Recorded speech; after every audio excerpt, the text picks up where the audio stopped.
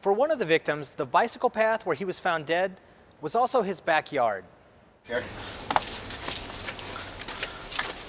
We're told Jason Netter lived here for several years, in secret, on the edge of the city, just a few blocks from the trail where he died. Good evening. Anchorage police are investigating the deaths of two people found on a bike path near downtown early this morning. Gary Lose met Netter at a soup kitchen. And you guys lived in here? We live in here. It looks like someone already took the barbecue grill that we had. The two spent a lot of time talking. It was fun to talk to, fun to be around. Lose says Netter used and sometimes sold drugs. Meth, heroin, spice. Or pawned stolen electronics to make money. Netter racked up a pretty long rap sheet. I don't like to talk smart to any Tom, Dick, and Harry, and he likes to run his mouth like that, so that could get him in a little trouble too. In May, Netter violated probation in a drug case. He spent 2 months behind bars. He got out on July 1st, a Friday. By Sunday morning, he was found dead on a bicycle trail. Next to him was 20-year-old Brianna Foisey. We do know that they knew one another. As far as the exact extent of their relationship, we don't have that information at this time. Foisey's adoptive mother declined to talk on camera, but said Brianna likely had a fetal alcohol spectrum disorder since birth, a condition that can impair judgment and increase the risk of a person being victimized.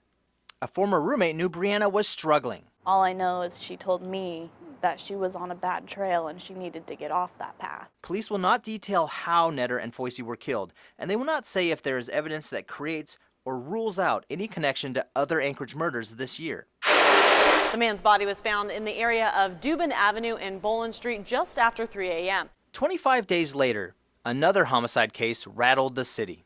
The victim was identified this afternoon as 21-year-old Travion Kendall Bobby Dwayne Thompson. In that case, police released a sketch of a person of interest who apparently has never been found. Neither has the bicycle that police say the victim was riding before he was killed. And then, on August 28th, the city awoke to yet another apparent double murder. Good evening, everyone. It started late Saturday night with gunshots heard by residents near Valley of the Moon Park. The father of one of the victims, Bree DeHusen, says Bree was cycling through the park late at night to meet a friend. It's just such a needless thing for someone like that to be taken away from us when he has so much potential. A second body was found close by, that of 34-year-old Kevin Turner, who had recently become homeless, his family says, and had a tent a few blocks away. He's one of those people that if you didn't know him and you walked up to him, he'd approach you with a smile and shake your hand, and you guys would become friends almost instantly. Police have released very little about the Valley of the Moon killings. Turner's family wants answers. Somebody took his life, and I really hope that the Anchorage Police Department finds him. I really hope that the FBI is giving them all the help that they can. From the heart of town to the fringes of the city. I know he lived here for 10 years, so he has a handful of enemies. A near record 28 people have been killed in Anchorage this year. In some of these cases, we are starting to get answers, and in some of these cases, we are convinced that we have answers. 10 of those deaths, including 3 double homicides. The killings of Oni Aber Morissette and Selena Mullinax, Brianna Foisey and Jason Netter, Bree DeHusen and Kevin Turner, remain unsolved. This was the third in a series of stories about double homicides this year in Anchorage.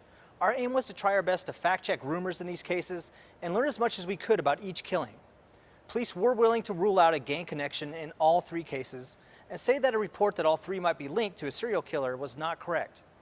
In the first of the killings at Point Warrenzoff, a detective said it was not a random attack and that APD might have more information about that case soon. We'll bring you those details as they develop. Kyle Hopkins, Channel 2 News.